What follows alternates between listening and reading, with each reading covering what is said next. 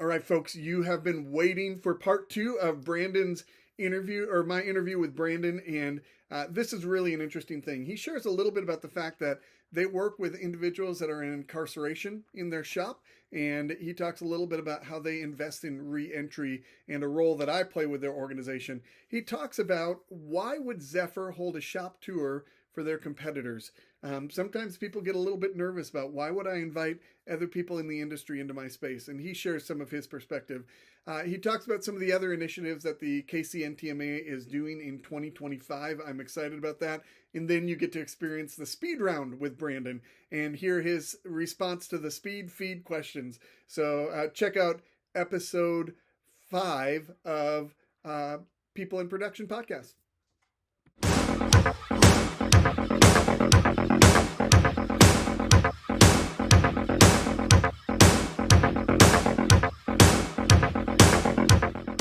Seat at Zephyr. Can you tell us a little bit about that journey that Well, you went through? I don't know. I guess I wasn't in the seat I'm in now. I think for the time at the time it was the right seat. So I was started out here as an estimator, and I was an estimator for I don't know 5 years. But then so in the nature of our business and our workforce. We currently, for those of you who don't know, well, we have 200 employees, but 100 of those employees are currently incarcerated with the state of Kansas. And so what I realized, and some of my colleagues, is a lot of these gentlemen had never had jobs before. So we need to develop an environment that will allow them to flourish. And so in addition to teaching them a trade, which is great, we need to teach them how to be at a job. We need to teach them not only how to be at a job, but we need to teach them how to be successful at a job. And then hopefully, eventually they will be released into society. So we need to teach them how to retain gainful and meaningful employment. And so we didn't have any of these reentry type programs and soft skills programs. And then Ryan, that's how you and I met. Is that we started developing and working with groups like InCircle in Johnson County Community College. So not only do we need to come up with a curriculum that will help our people, something as simple as being at your station on time, employee etiquette, or how to deal with a supervisor in a instruction, supervisor employee role as opposed to a authoritative figure victim role. We got to get out of that mindset and get into a workforce mindset, and then just teaching them, effective communication, teamwork, and there's a lot of things here that a lot of companies should be doing anyway. We just really realized it because we were having turnover right out of the gate, and we realized that a lot of it had to do with just business ethic, just entry level work skills, and so soft skills, communication skills. That frankly, when I share that with other customers that have all civilian workforce, they're like, well, we need that with our company. So I think it's kind of a universal thing. Just teaching people how to be at work and how to be successful at work, and whether they stay with you or not, they're going to take that on with them, and they'll be successful in their lives. And so my original, I took a position where I was personnel training and development, and that's where we developed a lot of these programs. And some of the additional programs that were needed also is for us specifically, that's specific to our story, is reentry programs. Like, how do we get these guys to be successful when they get out? So those would include, in addition, some of the stuff that you're involved in, where we're teaching guys how to build a resume, how to do mock interviews, how find some simple finance things. Like, a guy's never had a checkbook, a credit card, and never got a loan before. So do's and don'ts on all these things. Now that they've been making money while they're incarcerated, we need to have a structure for them so that when they do reenter, then not only can they maintain gainful and meaningful employment, they have a technical skill that is marketable. And so that's another thing here. It's after we try to stay ahead of the technology curve, so we're teaching our guys that's the technology that's relevant they can get a job in, but also how to maintain that gainful and meaningful employment, as well as certain life skills to help them be more successful when they go back into society and they're with their families, and they can be your neighbor and be a positive contributing member to society and break those generational curses and be able to start over again. So. Yep. And I think you're right. You stated that well, and you indicated that it wasn't necessarily that you were in the wrong seat, Yeah. but you used your innovative spirit, you used your passion for investing in the workforce, and you created a solution. But then you realized there was a role that you could play even better within the organization, and Yeah, that's when you made the shift over to sales. Is that a fair way to that's summarize a it? fair way. So I actually, previous to my life here at Zephyr, was in an outside sales role for many years in custom software that was focused on telecom. And so I came from an outside sales role, which was a job shop just in software, not metal. And so Yep. I did a lot of the same types of things here. So I had that previous background. And that is, though I love developing programs to help people be more successful, and I think it really has shifted the culture here at Zephyr, and we've seen a lot of growth just in our employee base, and we continue to. My jobs and the way and where I was groomed as far as the career goes is in the position I'm in now. Yeah, I love it, man. So let's get back to this conversation about when you see a project that's not right for you. You talked about, hey, who do I refer this to? So, how do you build relationships with other companies that you might refer a job to because you know they're better suited for it than what you are? That's a great segue into NTMA, or National Tooling and Machining Association, specifically of Kansas City.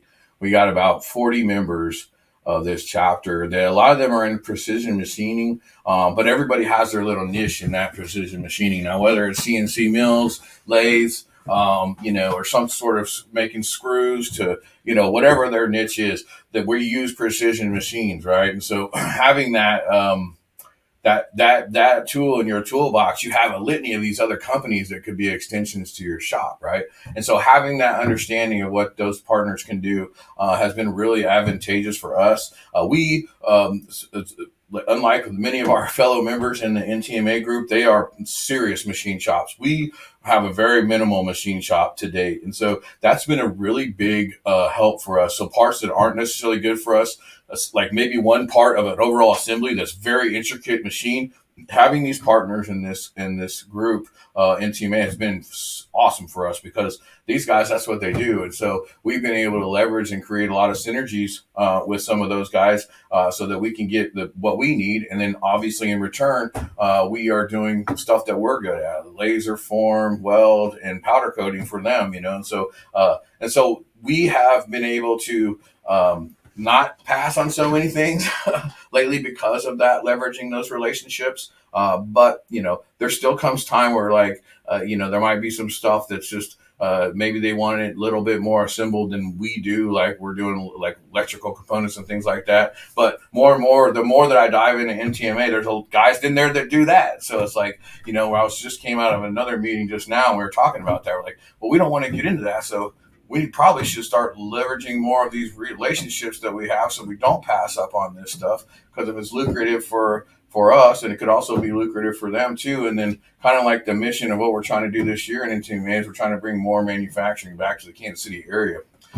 And so having those types of conversations, understanding what you have in the toolbox in NTMA, is going to be really advantageous, I think, for all members that are a part of this group, and any groups like that, to be able to get more manufacturing back into our area, and just to create a larger business ecosystem all around. You know, uh, in 2024, you all actually hosted a shop tour where you invited any NTMA member that wanted to come and have breakfast at your facility. There was a presentation. You guys talked about your organization and your philosophy of staffing and some of the success stories of people who have come through the program at Zephyr. And then you literally had your key leaders in the organization uh, give people tours of your facility. And someone might say, why the heck would you do that? You're actually letting your competitors into your facility. And why would you do that? Isn't that a threat to your business? Can you tell me a little bit about the mindset that someone who hosts an event like that has to have? Yeah, that's another great question.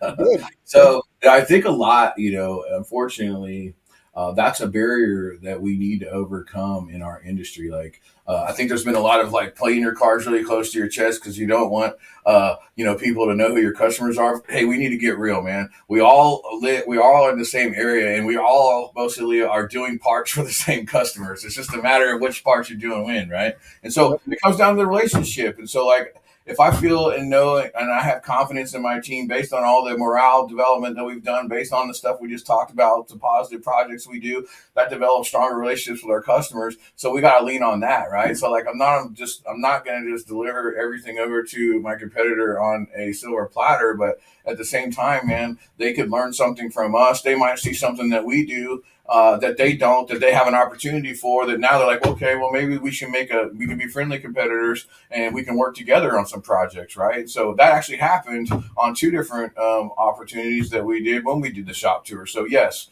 we and I think every company has that where you get some of this old school mentality that okay, if we can't have our competitors come into our shop, they're going to steal our parts. I mean, in my mind, if somebody wanted to be that petty, then they want to do something like that, then fine. I'm confident enough in our relationships that it wasn't going to be a big deal. But it actually, I think it turns a lot more opportunities to create synergies and having those open communications and allowing people to come into your shop created more awareness to the folks that were kind enough to come to see what type of capabilities we had that will always ultimately nurture more business. And Brandon, I'd also suggest that maybe there's a message to your team as a leader of an organization that says, I'm proud of who we are, and I want to showcase our people, our facilities, our resources to other people because there's some pride here. And I think organizationally, when you have the courage to open up a shop like that and you see 70, 80, 90, 100 people walking through the shop, the people on the floor take some pride on our leadership believes in us enough to showcase to other companies. And I actually think it raises the morale for the team as well. I couldn't agree more, and especially since to your point, we had some of our success, we have many success stories here, but we had some of the success stories, get up and give a little testimony on their experience with the program because they'd come through our program. I would say that anybody who works here that's a civilian could go work anywhere and make parts, but the majority, if not all of us, are here more here because of the program, right? We're not just making parts; we're making quality people, and so we are working with people that had a tough run because they may have made a decision someplace in their life that changed the whole trajectory of their lives. But most of the people that end up here that stay in the program are people that are truly trying to change. And so I think we want to contribute to that change. So we feel like we're doing community work here just as much. That guy or gal could end up being your neighbor someday. If we tool them up, give them the right education, the right opportunities, they're going to be successful when they get out. And so, we have a very high success rate with our program. We're very proud of that. And to your point, when we are showcasing those stories and those testimonies, and the other members on the floor see that, they're very proud. They're very proud that one of their own has made it, and they want that. They want that too, right? And so that creates that's contagious. And so, yeah, I couldn't agree more. It was just as much, if not more, an internal morale booster than the opportunities that came from that. I love it. Hey, one more question about your role in NTMA. You've been on the board for NTMA. You're going to be on it again in 2025. A lot of people that I see at NTMA, they are the CEOs or the shop manager and stuff. It's kind of interesting to have a sales guy representing the company in NTMA. Yeah, I Tell noticed that me, too. I'm the only one. I think I'm the only one that's not a owner or a president. so Um, tell me about that dynamic because I think there's a cool aspect to recognize that it's not just the machinist and it's not just the shop supervisors and the owners that have a representation of the company. I love the fact that you're representing another side. Tell me a little bit about why a salesperson would want to invest in the NTMA experience. Well, so first we'll get this. So from the selfish perspective, obviously I'm a sales guy, so I'm looking for more relationships, right? Yep. But I also, when my first experience with NTMA wasn't awesome. Like I went there and it's just a bunch of people standing around and talking, which is fine but there wasn't a whole lot of energy, I guess I could say. And so now there's some new people that aren't your typical folks that would be there, has really created a really great energy in this group. And now you've seen it expand pretty substantially over the last year or two that's just really put a spark in this group. And so I think, and then traditionally, which God love them, I love all the guys that were on the board before that, but they've been there a long time. And so I think you bring new blood in, you get new ideas that create new energy. And I think even they saw that and they were like, well, okay, maybe we need to make some changes for the sake of the group so that the group can continue to flourish. And I think that we'll see even more of that in 2025 as we start to do some things that are way outside our comfort zone, like trying to have our own trade show and here in Kansas City and things like that, which I'm really looking forward to those opportunities because that will spark a lot of new business opportunities. And the one thing that I have in common with all those owners and presidents is they're trying to expand their business, right? And so my job is to expand Zephyr's business.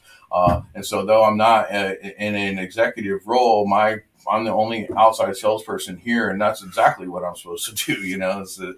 Is to expand those things. And so that's in order to do my job and to provide value back to my company. While I'm with my time in MTMA, it's also going to benefit the MTMA group because that's what I'm doing for my company, and that's what we're going to be doing for that group. So I think it's a win-win. Yeah, so good, man. Love that and love your energy.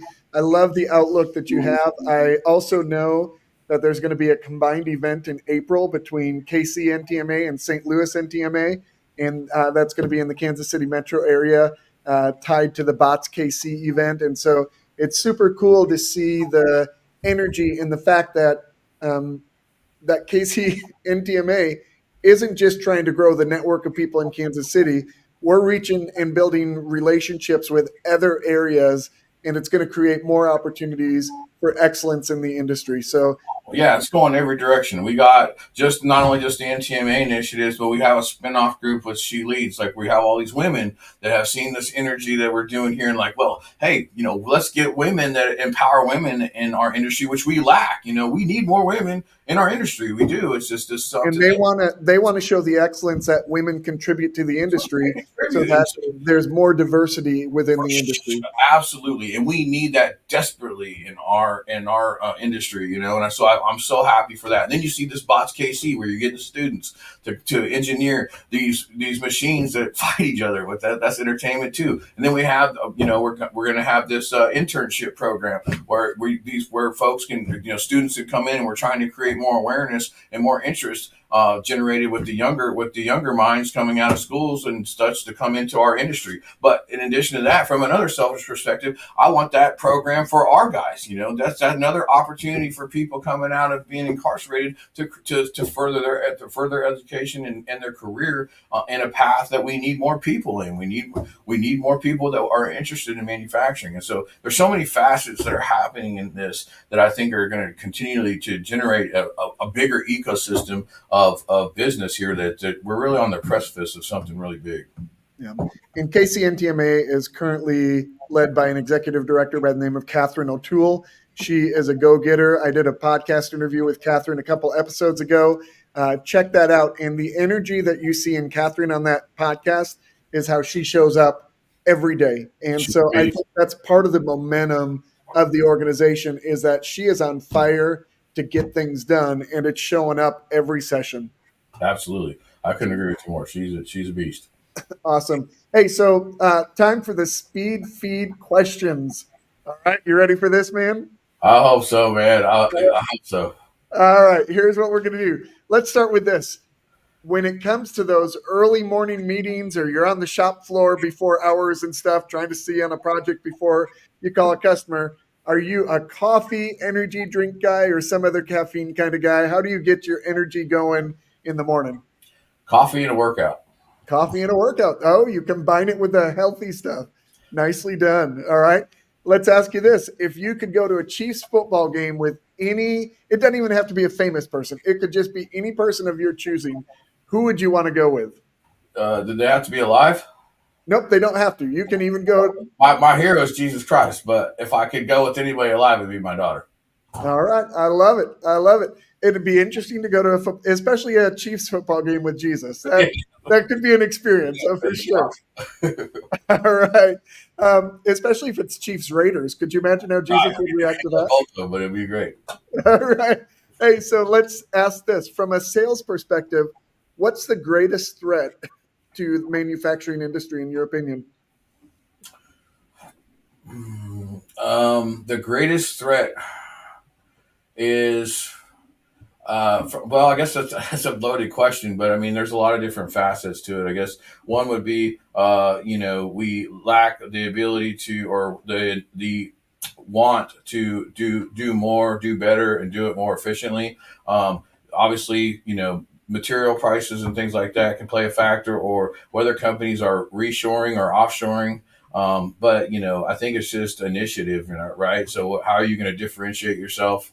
How are you going to stand out amongst your competition, and then just getting out there and and sharing that and making more awareness to your brand? Love it, man. I see you on a regular basis. You are definitely a leader. I have to ask you this: what's one tool you couldn't live without in your leadership role tool belt? Buy-in. Okay, A good to buy-in, know. and then accountability, but buy-in, communication, yeah, are key factors. But I think to be a leader, you have to be willing to roll your sleeves up and get down into the trenches. People respect and follow people they know can get a job done, not just being told what to do or that they read it somewhere. But if and not scared to get down there with them and get in there to the nitty gritty, man, people are loyal to that, and so Yeah, yeah. that's awesome, dude. Love that. So, what's one, if you could master any skill instantly, what would it be? Oh God. Um, As a Chiefs fan, I thought you'd say field goal kicking, but that no, might be another question. no, yeah, I mean, shoot, why not field goal kicking or yeah? I always, honestly, this is completely unrelated, but I wish I could master application programming. Interesting. Love that. That is a fun one to hear you say. And then, last question, really. Uh, what's a question I should have asked you that I didn't ask you? I don't know. And it's honestly, I have, that's a good question. There's not one that I can think of that would have been amazing, other than you could have answered like, "What's the key?" or "What's the secret to life?" I don't know. I don't, Well, so I think what you're saying is we picked your brain pretty thoroughly. Is yeah, that pretty thoroughly. all right, man? Hey, it has been such an honor to have this opportunity to sit with you and just engage at this level. Thanks for all you do for KCNTMA. Love your investment in the manufacturing community, and just really grateful for you, Brandon. Thank you. Thanks for having me. I appreciate your time. You bet, buddy. You take care. All right, you too. Bye bye.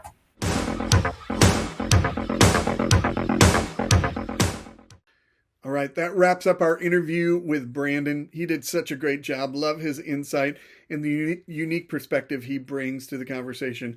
Remember to subscribe to this podcast in whatever vehicle you're listening to it, and leave a comment below expressing to Brandon what you appreciated, some insights that he shared that you found meaningful. And also be sure to share this in your LinkedIn profile. Let other people know about the conversation that's going on here at the People in Production podcast. Thanks for joining us. Be sure to check out our next episode coming out next week.